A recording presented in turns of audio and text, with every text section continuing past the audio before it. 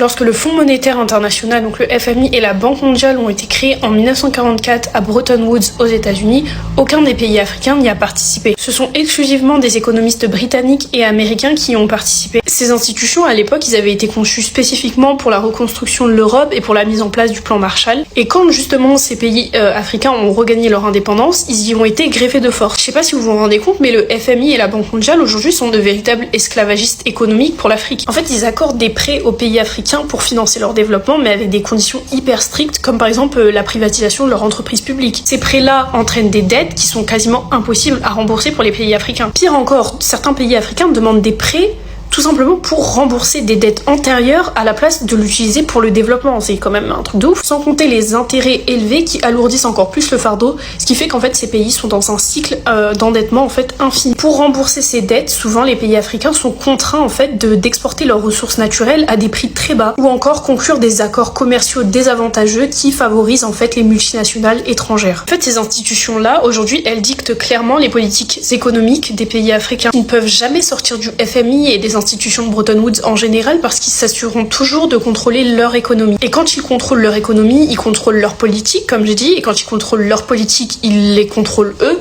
et quand ils les contrôlent eux, ils peuvent ramener des bases militaires, et quand ils ramènent ces bases militaires, ils déterminent qui les gouverne, et s'ils ne jouent pas au jeu du larbinisme, ils peuvent inciter les armées à les renverser. Et en tout état de cause et de complexe d'infériorité, malheureusement, les pays africains veulent être entraînés à Sandhurst, donc aux États-Unis, d'où le fait qu'en fait leur vision sera toujours dictée par ces puissances étrangères.